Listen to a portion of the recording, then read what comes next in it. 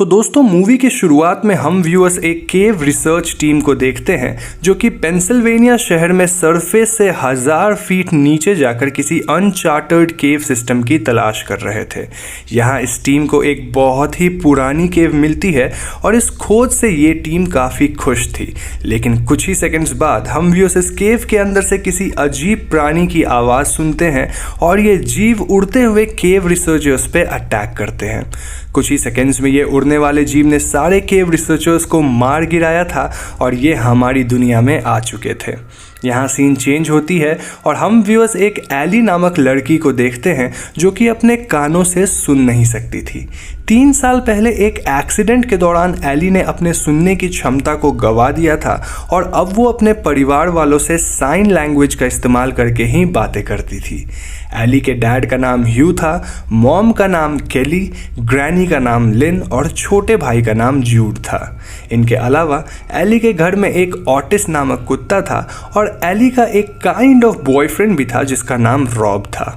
तो रात को डिनर के वक्त ये परिवार एक न्यूज़ देखती है जहां बताया जा रहा था कि पूरे यूनाइटेड स्टेट्स में एक अजीब से चमगादड़ जैसे उड़ने वाले जीवों का आतंक है और ये जीव इंसानों को मार कर खा रहे हैं।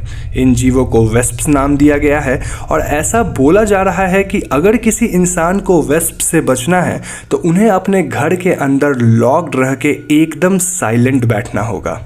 इस न्यूज़ को सुनकर एली का कहना था कि उनका शहर बहुत ही नॉइजी है and they can only survive अगर वो कंट्री साइड में जाकर किसी शांत जगह पे रहें।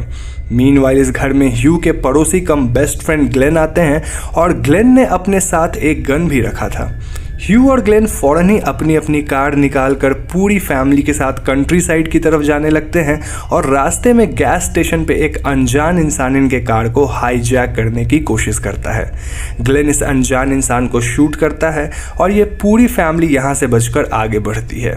आगे बढ़ने पे इन्हें काफ़ी ट्रैफिक जैम मिलता है और ग्लेन डिसाइड्स कि उन्हें ऑफ रोड जाना पड़ेगा। ऑफ रोडिंग करते वक्त ग्लेन की गाड़ी कुछ हिरनों के झुंड से टकरा जाती है जिससे उनकी कार पलटकर रोड से नीचे उतर जाती है। अब इस एक्सीडेंट में ग्लेन जिंदा तो बच गए थे लेकिन उनकी पैर कार में फंस गई थी और वो बुरी तरह से चोटिल हो गए थे। ह्यू ग्लेन की मदद करने की कोशिश करते हैं लेकिन यहाँ हम व्यूअर्स देख पाते हैं कि वेस्प्स अब इस एरिया में पहुंच चुके थे। वेस्प्स को उड़ता देख इस परिवार का कुत्ता ऑटिस भौंकने लगता है और उसकी भौंकने की आवाज़ सुनकर वेस्प्स अपनी झुंड के साथ इस कार पे अटैक कर देते हैं। इस फैमिली को बचाने के लिए ग्लेन अपनी एक्सीडेंट हुई कार के अंदर से गन चलाने लगते हैं और ग्लेन के गन की आवाज़ को सुनकर वेस्प्स उनके कार की तरफ जाते हैं। इस सीन में हम व्यूअर्स देख पाते हैं कि वेस्प्स ने ग्लेन पे हमला करके उन्हें मार डाला और अब वो वापस ओटिस के भौंकने की आवाज़ सुनकर ह्यू के कार पे अटैक करते हैं। Left with no option Hugh Otis को कार से बाहर निकाल देते हैं जिससे ये वेस्प्स उसे मार गिराएं और ये फैमिली बच सके। ओटिस के मरने से एली बहुत उदास थी लेकिन इस पॉइंट पे सर्वाइवल वॉज मोस्ट इम्पॉर्टेंट। इसके अलावा ह्यू के फैमिली की सर्वाइवल चांसेस ज़्यादा थी क्योंकि इन्हें पहले से ही साइन लैंग्वेज में बातें करना आता था। तो यहाँ से ये परिवार पैदल अपनी मंजिल की ओर बढ़ते हैं और थोड़ी दूर जाने पे इन्हें एक घर दिखता है। इस घर के चारों ओर ऊंची फेंसिंग थी और इस फेंस के डोर पे लॉक लगा हुआ था। घर के अंदर एक बूढ़ी औरत थी जिसे शायद वेस्प्स के बारे में अब तक पता नहीं था और वो घर से बाहर चिल्लाते हुए आती है ताकि वो ह्यू की फैमिली को यहाँ से भगा सके। औरत के चिल्लाने की आवाज़ से वेस्प्स उस पर हमला कर देते हैं और कुछ ही सेकंड्स में ये औरत भी मारी जा चुकी थी। औरत के मरने के बाद घर खाली हो चुका था और ह्यू की फैमिली डिसाइड करती है कि वो लोग इसी घर में रुकेंगे। ह्यू फेंसिंग के बाहर वाले ड्रेनेज पाइप से कंपाउंड के अंदर घुसते हैं और वो अपने बाकी परिवार को भी उसी ड्रेनेज पाइप से कंपाउंड के अंदर आने को बोलते हैं। दोस्तों इस ड्रेनेज पाइप के अंदर एक रैटल स्नेक था और जैसे ही बाकी के फैमिली मेंबर्स पाइप के अंदर जाते हैं ये रैटल स्नेक इनका रास्ता रोके वहाँ बैठा था। स्नेक की हिसिंग साउंड को सुनकर वेस्प स्नेक को मार गिराता है और इस अफरा तफरी में वेस्प्स का झुंड ह्यू की पत्नी केली पे अटैक कर देता है। अपनी पत्नी को बचाने के लिए ह्यू वुड चिपर मशीन को ऑन करते हैं जिसकी आवाज़ से सारे वेस्प्स उस मशीन की तरफ अट्रैक्ट हो जाते हैं और ये परिवार फौरन ही पाइप क्रॉस करके घर के अंदर सेफली चले जाते हैं। अंदर पहुंचने पे एवरीवन रियलाइजेस कि वेस्प्स ने केली के पैर को बुरी तरह से डैमेज कर दिया है जिससे उसके शरीर में इन्फेक्शन फैल रहा है। इस इन्फेक्शन को रोकने के लिए एंटीबायोटिक की ज़रूरत थी और इसीलिए ह्यू और एली घर से बाहर मेडिकल सप्लाईज की खोज में निकलते हैं। बाहर की दुनिया एकदम अबैंडन स्टेट में थी, मानो वेस्प्स ने सभी इंसान को मार डाला है और ये दोनों एक खाली मेडिकल स्टोर के अंदर जाकर एंटीबायोटिक्स कलेक्ट करते हैं। स्टोर के अंदर एली डिस्कवर्स कि वेस्प्स मरे हुए लोगों की लाश में अपना अंडा देते हैं, जिससे इनकी संख्या बढ़ते ही जा रही है। यहाँ एली गलती से चिल्ला देती है जिससे वेस्प स्टोर के अंदर आ जाते हैं और फिर ये दोनों किसी तरह फायर अलार्म बजाकर स्टोर से बाहर सुरक्षित निकलते हैं। स्टोर से बाहर आने पे इन्हें एक अनजान प्रीस्ट दिखता है जिसकी जीभ कटी हुई थी और ये प्रीस्ट ह्यू और एली को अपने कल्ट का हिस्सा बनने को बोलता है। ह्यू इस ऑफर को नकार कर अपने घर पहुंचता है और एंटीबायोटिक्स की मदद से केली रिकवर करना शुरू कर देती है। Apart from all this, Ellie अपने बॉयफ्रेंड रॉब से वीडियो कॉल और चैट पे बातें करती है, जहां उसे पता चलता है कि रॉब के पेरेंट्स भी मारे जा चुके हैं, लेकिन रॉब किसी तरह सरवाइव कर गया है। फिलहाल रॉब नॉर्थ की तरफ बढ़ रहा था, जहां के रेफ्यूज में कई लोग एकदम सेफली रह रहे हैं। इन सब के अलावा एली को इंटरनेट पे ये भी पता चलता है कि वेस्प्स एकदम ठंड वाले कंडीशन में जिंदा नहीं रह सकते, तो अगर ये परिवार कोल्ड प्लेस की तरफ बढ़ेंगे तो इनके सर्वाइवल की चांसेस बढ़ जाएगी। तो इसके अगले दिन हम व्यूअर्स वापस से उस टंगलेस प्रीस्ट को देखते हैं जो अब ह्यू के घर तक पहुंच चुका था और ये प्रीस्ट अपने साथ कुछ लोगों को लेकर आया था। प्रीस्ट ट्राइज टू फोर्स ह्यू ताकि ये परिवार उसके कल्ट को ज्वाइन कर ले, लेकिन ह्यू वापस से इस प्रीस्ट को मना करते हैं। यहाँ हम व्यूअर्स को पता चलता है कि प्रीस्ट को सिर्फ एली में इंटरेस्ट था, क्योंकि एली यंग थी और उसकी मदद से वो प्रीस्ट बच्चे कर सकता है। यानी कि प्रीस्ट को अपनी एक फॉलोइंग बनानी थी जिसमें उसके बच्चे हों और वो इस पोस्ट अपोकैलिप्टिक वर्ल्ड में एक किंग की तरह राज करे। ह्यू घर के अंदर से गन लाते हैं जिसे देखकर ये प्रीस्ट और उसकी ग्रुप्स वापस चली जाती है। तो दोस्तों उसी रात हम व्यूअर्स एक अनजान छोटी बच्ची को इनके घर के बाहर देखते हैं और बच्ची को अकेला देख ह्यू उसे घर के अंदर बुलाते हैं। घर के अंदर लाने के बाद दिस फैमिली रियलाइजेस कि ये लड़की टंगलेस कल्ट की मेंबर है और उसने अपने कमर में ढेर सारे मोबाइल फोन्स बांध रखे थे जो कि सब एक ही टाइम पे रिंग होना शुरू करते हैं। इस रिंगिंग की आवाज़ से वेस्प्स इस घर पे अटैक कर देते हैं और ह्यू किसी तरह इन सारे फोन्स को पानी में डालकर इसकी आवाज़ बंद करते हैं।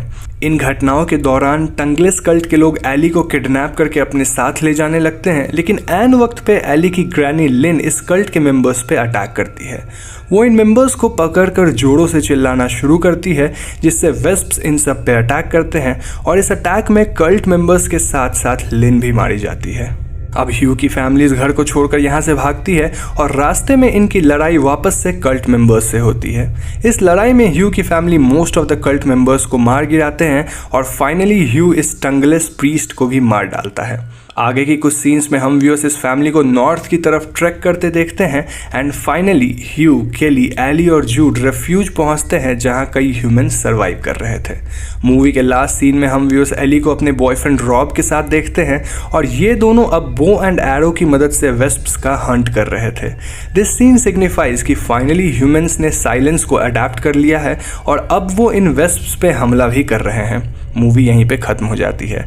तो दोस्तों ये थी द साइलेंस मूवी की कहानी एंड आई नो आप सभी के मन में ढेर सारे सवाल होंगे, सो आई विल ट्राई कि मैं खुद से आपके सभी सवालों का जवाब इस वीडियो के माध्यम से दे दूं। तो सबसे पहला सवाल जो हमारे मन में आता है कि आखिर ये वेस्प्स कौन से जीव हैं और ये हमारी दुनिया में अचानक से कैसे आ गए। दोस्तों वेस्प्स प्री हिस्टोरिक क्रीचर्स थे जो कि आज से कई हजारों साल पहले एक केव टनल के अंदर फंस गए थे। ये क्रीचर्स इतने लंबे समय तक इस टनल के अंदर सरवाइव कर रहे थे और यहाँ के अंधेरे में इनके देखने की क्षमता खत्म हो गई। सरवाइव करने के लिए ये क्रीचर्स इवॉल्व हो गए और इनके सुनने की शक्ति बहुत ही ज़्यादा तेज़ हो गई। तो करंट डे में जब इस प्री हिस्टोरिक केव को एक रिसर्च टीम ने ओपन किया तो ये क्रीचर्स केव के अंदर से बाहर निकलकर हमारी दुनिया में आ गए। यहाँ आते ही इन्होंने उस हर चीज़ पे अटैक किया जिसके अंदर से किसी भी तरह की आवाज़ आ रही थी और इस अटैक में मोस्ट ऑफ द ह्यूमंस मारे गए। इन क्रीचर्स को वेस्प नाम से बुलाया गया क्योंकि ये शब्द एक स्पेनिश शब्द अविस्पा से बना है जिसका अर्थ होता है वास्प्स। जिस तरह वास्प्स झुंड में अटैक करते हैं ठीक उसी प्रकार वेस्प्स भी झुंड में हर नॉइज सोर्स पे अटैक करते हैं। ठंड में वेस्प्स का सर्वाइव करना मुश्किल है क्योंकि ये कई हजारों सालों से गर्म इन्वायरमेंट में ही रहे हैं और ये क्रीचर्स मृत शरीर में अपना अंडा देते हैं। अब दोस्तों वेस्प्स के अटैक को कई रिलीजियस ग्रुप्स गॉड के रैथ से सिग्निफाई करते हैं और इन ग्रुप्स के हिसाब से भगवान हम इंसानों पे अपना गुस्सा बरसा रहे हैं। इसके अलावा मूवी के थ्रू डायरेक्टर हमें दिखाना चाहते हैं कि हम ह्यूमंस ने पृथ्वी को एकदम बर्बाद करके रखा है और हम सब टेक्नोलॉजी में बहुत ज़्यादा इन्वेस्टेड हैं। अगर कभी पोस्ट अपोकैलिप्टिक सिचुएशन आती है तो ये टेक्नोलॉजी हमारी कोई मदद नहीं कर पाएगी, उल्टा ये हमारी मौत का कारण बन सकती है। मूवी ऑल्सो सिग्निफाइज कि हमारी दुनिया एकदम करप्ट हो चुकी है और वेस्प्स काइंड ऑफ एक करेक्शन मेजर है जिससे things will be under control. तो दोस्तों ये थी मूवी से रिलेटेड कुछ क्वेश्चंस और थ्योरीज, और फाइनली हम बात करेंगे कि क्या ये फिल्म अ क्वाइट प्लेस और बर्ड बॉक्स जैसी मूवीज़ की रिप ऑफ है। तो इसका जवाब है नहीं। दोस्तों द साइलेंस नोवेल सन 2015 में लिखी जा चुकी थी और उस वक्त तक ना तो अ क्वाइट प्लेस रिलीज हुई थी ना ही बर्ड बॉक्स। अब हालांकि ये फिल्म काफ़ी लेट बनी और इस फिल्म की प्रेमिस एकदम सेम है, लेकिन ये फिल्म उन दोनों फिल्मों की कॉपी बिल्कुल भी नहीं है।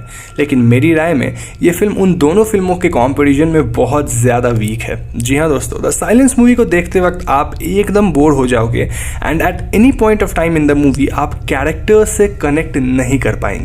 इसके अलावा फिल्म में कई लूप होल्स हैं और इस फिल्म की डायरेक्शन भी काफ़ी वीक है। यही रीज़न है कि मैंने इस फिल्म को एक्सप्लेन्ड इन सीरीज में चुना, ताकि आपको इसकी स्टोरी तो पता चल जाए लेकिन आपको ये फिल्म देखनी नहीं पड़े। तो दोस्तों आज की वीडियो में बस इतना ही।